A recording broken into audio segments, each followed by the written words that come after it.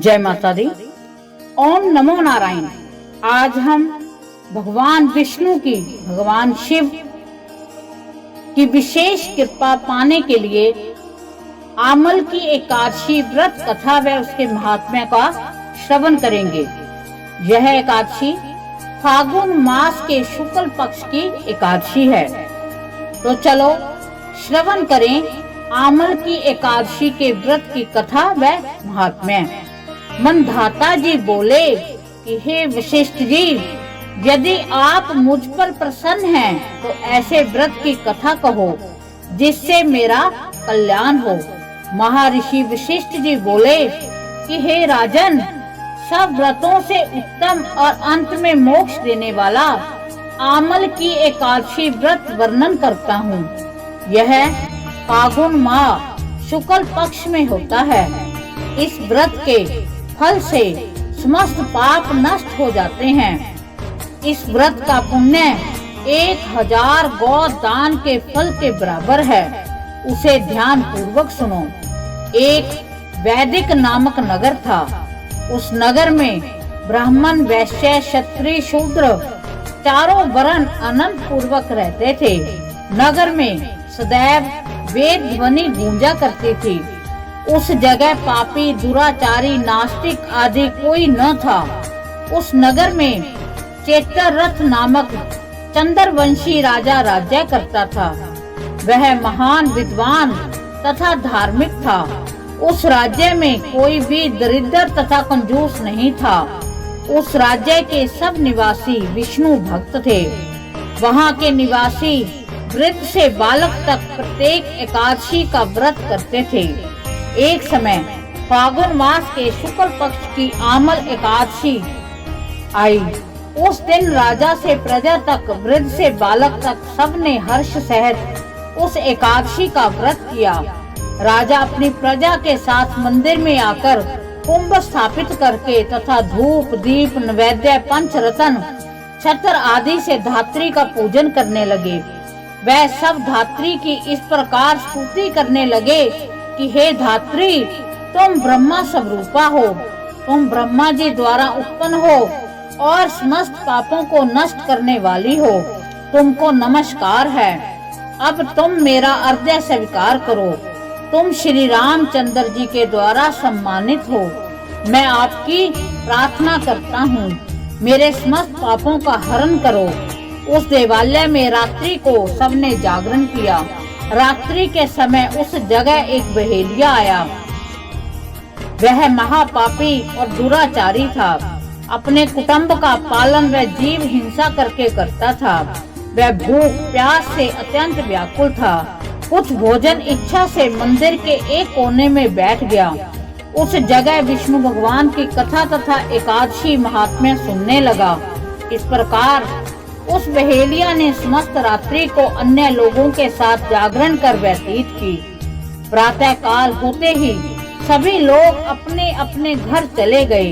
इसी प्रकार वह बहेलिया भी अपने घर को चला गया और भोजन किया। कुछ समय बीतने के पश्चात उस बहेलिये की मृत्यु हो गई और आमल की एकादशी के व्रत तथा जागरण के प्रभाव से उसने एक राजा के यहाँ जन्म लिया। उसका नाम वसुरथ रखा गया।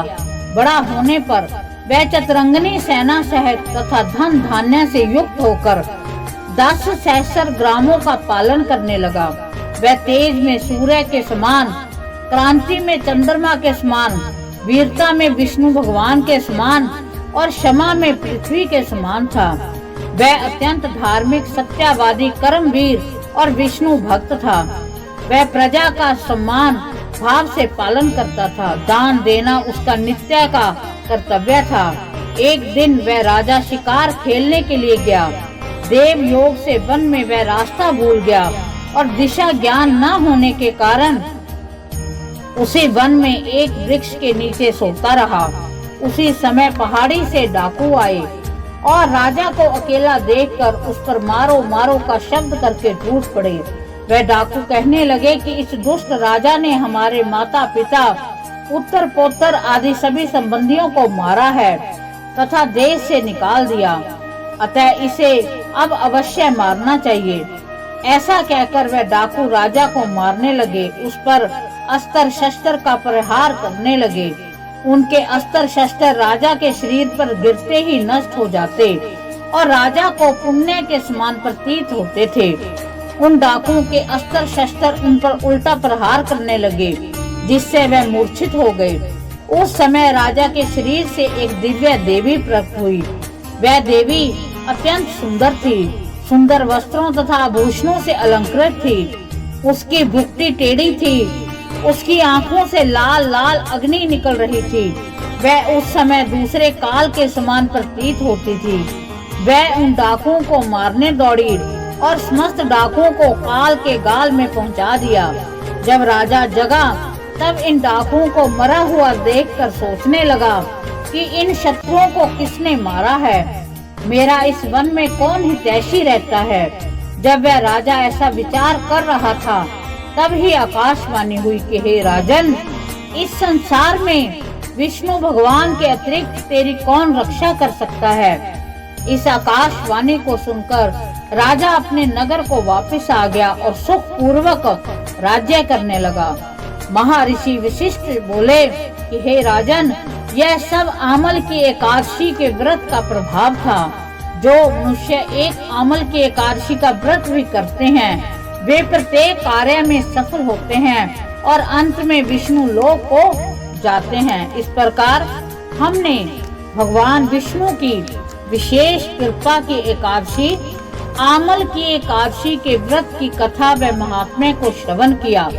हम भगवान विष्णु से प्रार्थना करते हैं कि हे भगवान नारायण, हम पर अपनी विशेष कृपा प्रदान करें। इस कथा में हमने पढ़ा कि जो इस व्रत को करता है, जो इस दिन भगवान विष्णु नारायण की पूजा करता है, उसको भगवान बहुत अधिक फल देते हैं। इसके व्रत करने से, एक व्रत करने से हजारों गौ दान करने के बराबर है।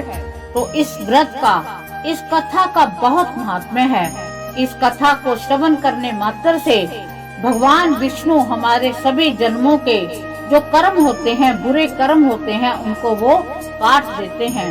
तो हम भगवान नारायण से प्रार्थना करते हैं कि हे भगवान नारायण, हम पर भी अपनी विशेष कृपा बनाए रखें। आपका आशीर्वाद हम पर सदैव बना रहे। इसी के साथ जय माता दी। ओम नमो नारायण।